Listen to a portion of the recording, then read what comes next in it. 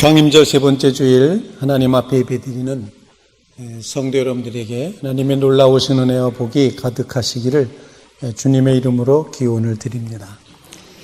지난 주일 당회를 통하여 새로운 임원으로 세 분의 신천 장로님, 5분의 신천 군사님, 11분의 신천 집사님을 이제 선출하였습니다.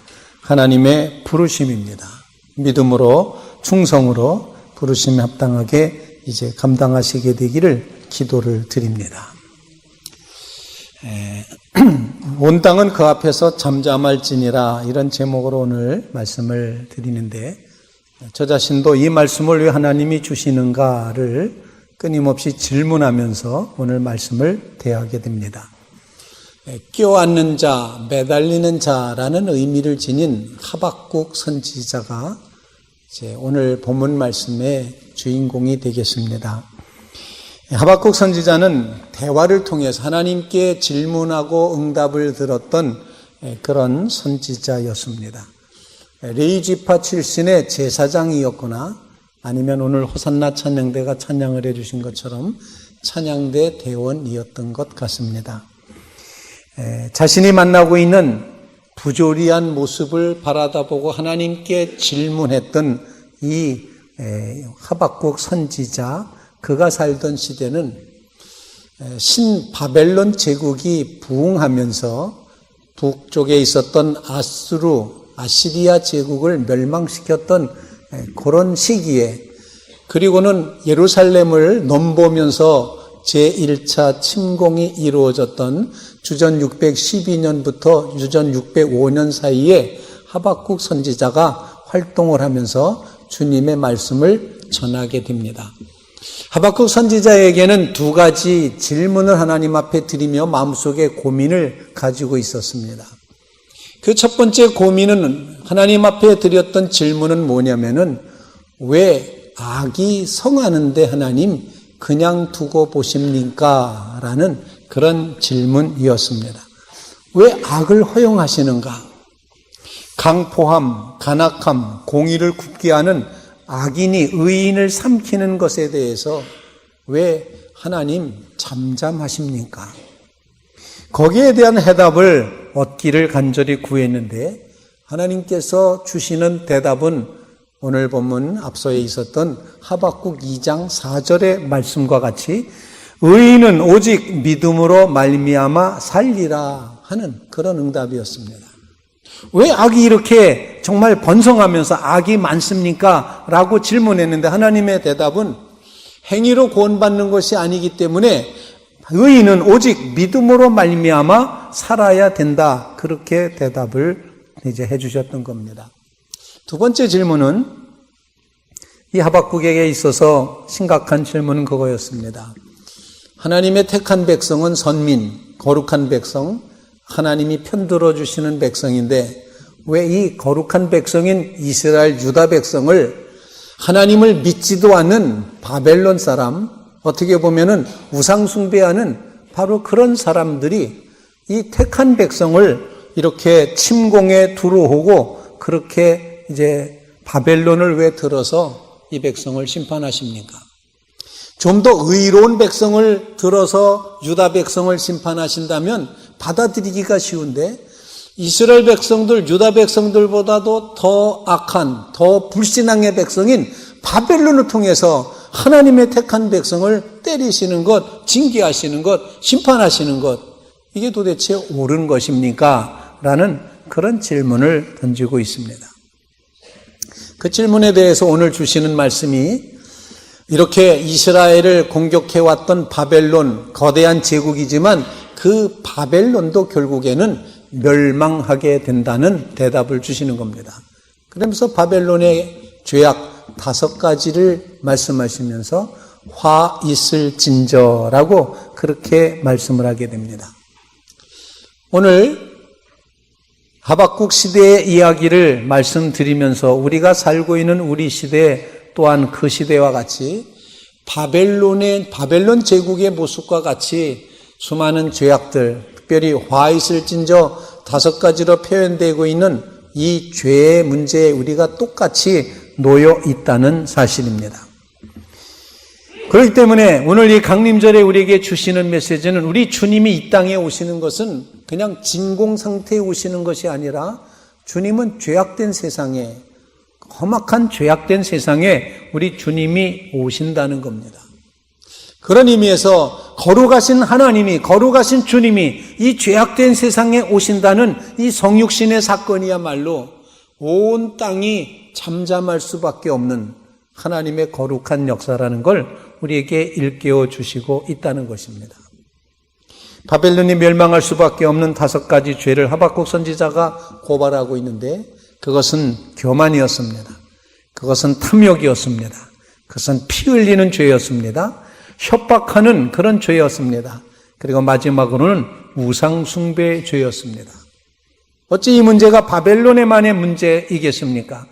우리를 둘러싸고 있는 우리 주변의 강대국들은 물론이고 우리나라도 이와 같은 죄에서 벗어날 수 없다는 사실, 화 있을진저, 이것은 바로 우리를 향한 하나님의 음성이 될 수 있다는 것입니다. 본문을 보면 화 있을진저를 5번 반복하고 있는데 마태복음 23장에도 예수님께서는 화 있을진저 7번이나 말씀을 하십니다.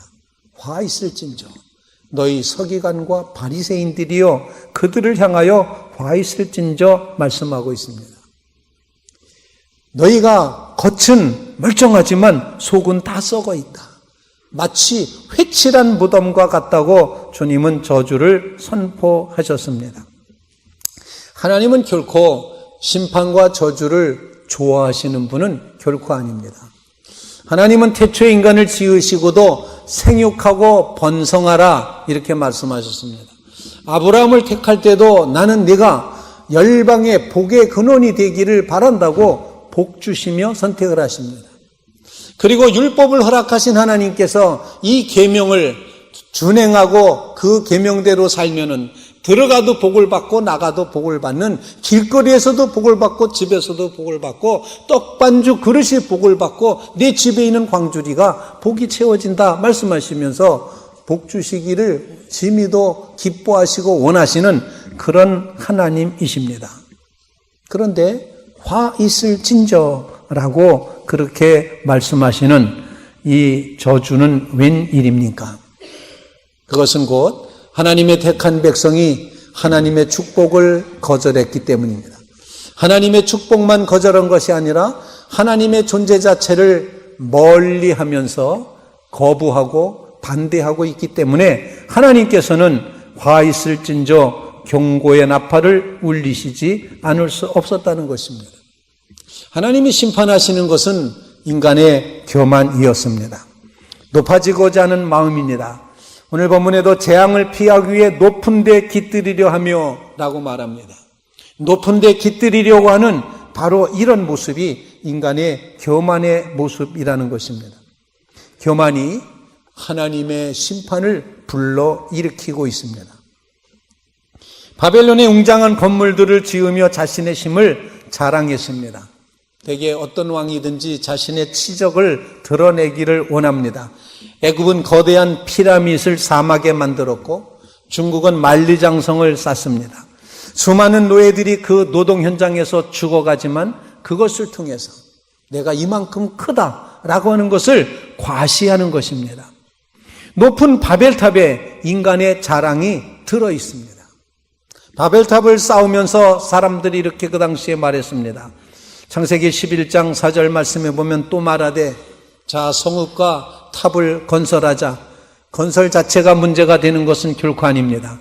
그런데 건설의 목적과 의도가 뭐냐는 겁니다.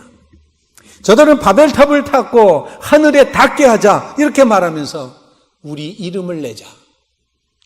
탑을 높이 쌓아서 하늘에 닿게 하고 우리 이름을 내자. 그리고 우리가 온 지면에 흩어짐을 면하게 하자. 이렇게 말한 바벨탑의 역사, 이 교만은 곧 하나님의 심판을 초래하고 맙니다. 혼돈이라고 하는 언어의 혼란이 이루어지고 말았습니다. 말이 통하지 않는 세상이 되고 말았습니다. 자신의 힘을 자랑하고 교만했을 때 그 교만은 곧 하나님의 심판이 임박했다는 사실을 가르쳐 주는 것입니다. 개인의 삶도 한 국가의 삶도 마찬가지입니다. 교만할 때 그 교만은 결코 하나님이 두고 보실 수 없는 것임을 우리가 깨달아 알아야지 될 것입니다. 참으로 교만하기가 쉽다는 사실, 내가 누구인지 내가 어떤 상태에 놓여 있는지 잘 모르기 때문에 우리는 이 교만에서부터 벗어나기가 참으로 어렵다는 것입니다. 그러므로 우리는 이 교만을 경계하고 또 경계하고 또 경계해야 될 줄로 믿습니다. 교만이 탐욕이 됩니다. 교만이 포악이 됩니다. 교만이 하나님과 원수되게 합니다. 교만이 결국에는 스스로를 망하게 만듭니다. 이처럼 주님은 교만이 판치는 세상 한복판에 겸손한 주님으로 이 땅에 오셨습니다. 겸손한 자를 높이시고 교만한 자를 꺾으십니다. 그러므로 온 세상은 그 앞에 잠잠할 수밖에 없다는 것입니다. 사랑하는 성도 여러분, 하나님 앞에 잠잠하며 겸손하시기를 주님의 이름으로 축원을 드립니다. 우리가 기다리는 예수님은 불의와 포악과 교만이 알을 까는 이 세상 한복판에 오신 것입니다. 거짓이 가득한 세상에 오셨습니다.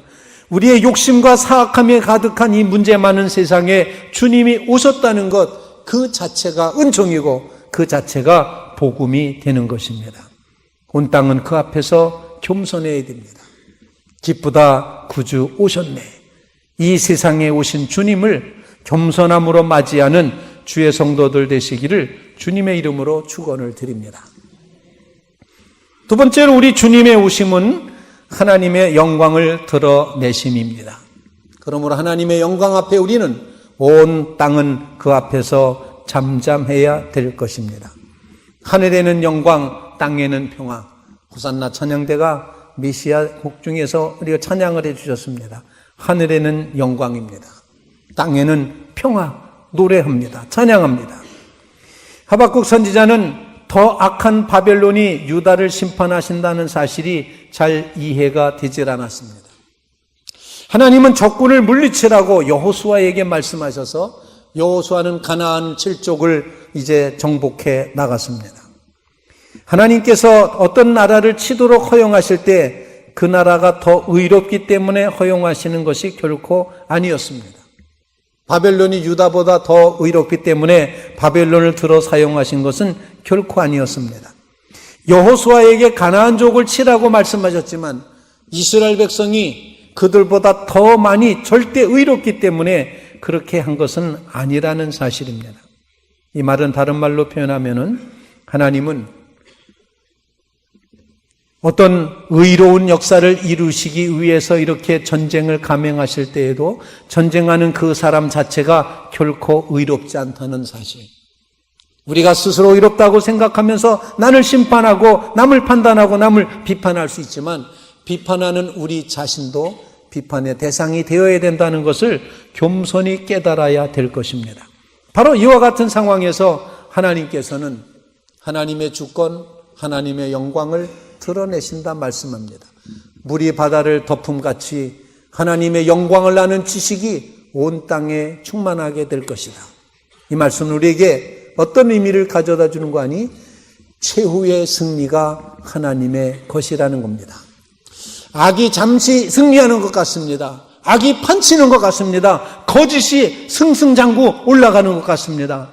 그러나 그럼에도 불구하고 하나님의 영광이 물이 바다를 덮음같이 나타나게 될 것이다.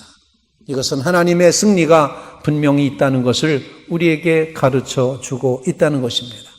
하나님의 주권, 하나님의 승리, 하나님의 영광이 이 땅에 임하게 될 줄로 분명히 믿습니다. 링컨 이야기를 계속 말씀드리는데 남북전쟁, 미국의 남북전쟁이 일어났을 때 북군을 이끌었던 링컨, 남군의 리 장군, 이렇게 치열한 전쟁이 벌어질 때 북군의 링컨 쪽에 있었던 부하가 링컨을 찾아와서 심각하게 이렇게 요청을 합니다. 하나님이 우리 편이 되어주시도록 우리 기도해야 됩니다. 그렇게 제안을 했습니다. 기도하자입니다. 하나님이 우리를 도와주시도록 우리 편이 되도록 그렇게 요청하자고 기도하자고 제안했습니다. 그때 링컨은 부하들에게 이렇게 말합니다. 아닐세, 하나님이 우리 편이 되게 해달라고 기도하지 말고 우리가 하나님의 편에 있는지를 하나님의 편에 있도록 기도하세라고 했다는 것입니다. 하나님이 우리 편이 되기를 원하지 않고 우리가 하나님의 편에 있도록 그렇게 바꾸어 가야 된다는 사실, 하나님이 중심에 세워져야 된다는 것, 그래서 하나님의 승리, 하나님의 영광이 드러나야 된다는 사실을 가르쳐주고 있습니다. 악이 잠시 판치는 것 같을 수 있습니다. 승리하는 것 같아 보입니다. 도무지 어디 서야 될지 모를 만큼 우리는 정말 이 답답한 현실을 만날 수가 있습니다. 고대의 전쟁은 끊임없이 이제 백성과 백성의 싸움, 나라와 나라 간의 싸움이 아니라 사실 신과 신의 싸움이라고 해석을 했습니다. 바벨론하고 유다하고 싸워서 만약에 유다가 졌다면은 바벨론 신 말뚝식이 이긴 것이고 여호와 신이 진 것이 되고 맙니다. 엄청나게 하나님의 영광과 이름이 훼손을 당하게 됩니다. 그때 사람들은 말할 겁니다. 너희가 믿는 여호와는 어디 있느냐? 너희가 믿는 신은 어디가 있느냐? 너희가 신는 신은 지금 잠자고 있느냐? 이렇게 말할 수 있다는 것입니다. 어쩌면 믿는 성도들에게도 이와 같은 일이 벌어질 때가 있습니다. 누구보다도 열심히 하나님을 의지하고 믿었는데, 섬겼는데, 기도했는데 때로는 원하지 않는 실패가 다가오고 원하지 않는 질병에 사로잡히게 되고 어려운 일을 만나게 됩니다. 그럴 때 주변 사람들이 말합니다. 너의 믿는 하나님이 어디 있느냐? 조롱당할 수도 있습니다. 바로 그때 우리의 대답은 물이 바다를 덮음같이 여호와의 영광을 아는, 인정하는 것이 온 세상에 가득함이라. 최후의 승리는 하나님께 있다고 대답하게 된다는 것입니다. 때로는 이 악한 세상을 보면서 하나님이 혹시 천둥번개라도 치셨으면 좋겠다, 한판에 뒤집으셨으면 좋겠다, 이런 생각을 할 수도 있습니다. 악이 판치는 것을 볼 때 우리는 순간 믿음을 잊어버릴 지경이 되기도 합니다. 그러나 악은 잠깐 동안만 승리하는 듯이 보일 뿐입니다. 여러분 속지 마시기 바랍니다. 악인의 자랑은 한순간입니다. 악한 것은 반드시 끝나게 되어 있습니다. 그러므로 모든 육체는 풀과 같고 모든 영광은 풀의 꽃과 같으니 풀은 마르고 꽃은 떨어지되 오직 주의 말씀은 세세토록 있도다. 여러분 정말 풀의 꽃과 같고 마르고 떨어져 버리는 이런 것들, 영원하지 않은 것들, 그러나 하나님은 물이 바다를 덮음같이 하나님의 영광이 빛나게 하실 줄로 분명히 믿습니다. 이 최후 승리를 믿는 믿음, 이 믿음이 믿음의 성도들에게 꼭 이루어지시기를 간절히 바랍니다. 우리가 주님 오심을 믿는 것은 바로 이 최후 승리를 믿는 것입니다. 주님이 오셔서 승리케 하실 것이다. 하나님은 반드시 이기실 것이다. 진리는 반드시 정말 하나님의 뜻을 이루시며 영광 받으실 것이다. 하나님의 영광을 아는 지식이 온 세상에 편만하게 될 것이다. 이 믿음으로 주님을 기다리며 나가는 주의 성도들이 다 되시기를 주님의 이름으로 축원을 드립니다. 이 강림절에 우리가 고백하며 기도하는 것은 주님이 오셔야 최후 승리가 이루어지고 주님이 오셔야 삐뚤어진 것들이 바로 잡히게 됩니다. 고백하며 주님 어서 오시옵소서, 속히 임하시옵소서, 이렇게 고백하며 나가야 된다는 것입니다. 여러분 모두 이렇게 우리를 향하여 최후 승리를 향하여 찾아오시는 그 주님을 마음으로부터 영접하며 그 앞에서 잠잠하게 주님을 구하는 믿음의 성도들 다 되시기를 주님의 이름으로 축원을 드립니다.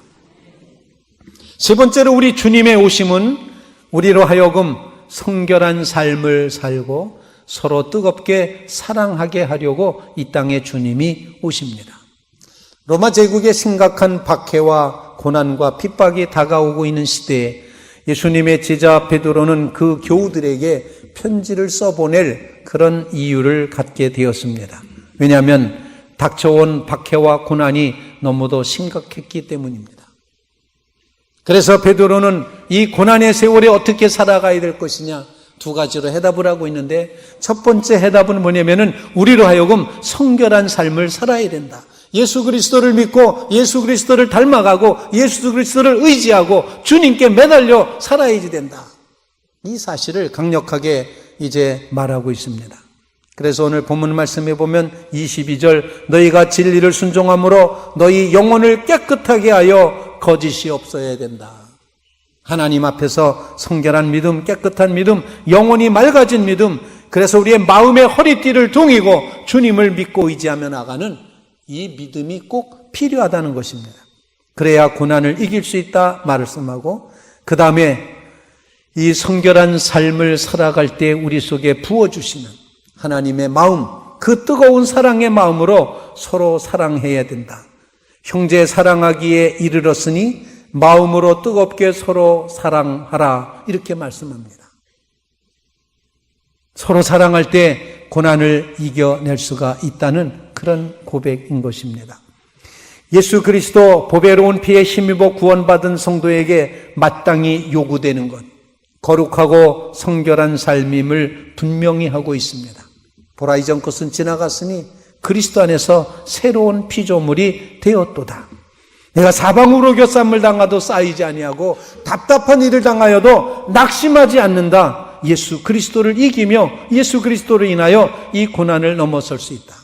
순수한 믿음, 오직 주님만 바라는 그 믿음 가운데 서시게 되기를 간절히 바랍니다. 뿐만 아니라 뜨거운 마음으로 서로 뜨겁게 사랑함으로 고난을 넘어서라는 것입니다. 모든 성도들에게 그리스도 안에서 한 형제로서 함께 주님의 복음에 순종하며 거짓 없는 사랑으로 서로 뜨겁게 사랑할 때 고난의 문제를 이겨낼 수가 있다는 사실입니다. 오직 흠없고 점없는 어린 양같이 그리스도의 보배로운 피로 우리가 구원받았으니 그러므로 너희는 진리에 순종함으로 영혼이 깨끗하게 되고, 그리고 서로 사랑할 때 뜨거운 마음으로 사랑하게 되라. 썩어질 씨로 된 것이 아니라 썩지 아니할 것, 곧 살아있는 하나님의 말씀으로 이런 일이 이루어졌다. 이렇게 말씀을 하고 있습니다. 여러분 모두 이 말씀에 의지해서 이 험한 세상 가운데 이 고난을 이겨가는 주의 성도들 다 되시기를 주님의 이름으로 축원을 드립니다. 더 하나님 앞에 가까이 나가고 더 성결케 위해서, 더 사랑하기 위해서 오늘 성경 말씀처럼 아주 뜨겁게 사랑함으로 승리하는 성도들이 되시기를 바랍니다. 사랑하기 때문에, 사랑한다는 것은 가만히 앉을 수 없는, 사랑하기 때문에 가만히 있을 수 없는 바로 그런 마음가짐을 가르쳐주고 있습니다. 주님을 사랑함으로 가만히 앉아 있을 수 없어서 주님을 믿고 의지하며 주님께 충성을 다하고, 주님 주신 그 구원의 은혜가 너무나도 크기 때문에 가만히 앉아 있을 수 없어서 이웃을 뜨겁게 사랑하는 마음으로 살아가는 믿음의 성도들, 바로 주님 오심을 기대하는 성도들 되시기를 주님의 이름으로 축원을 드립니다.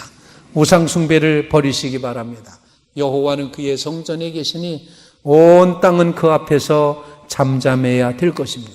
이렇게 하나님을 인정하며 하나님을 모셔드리는 강림절의 성도들 다 되시기를 주님의 이름으로 축원을 드립니다. 같이 기도드리겠습니다. 걸어가신 주님, 우리에게 주시는 말씀을 통하여 우리의 믿음의 눈이 다시 한번 열려지게 하여 주시옵소서.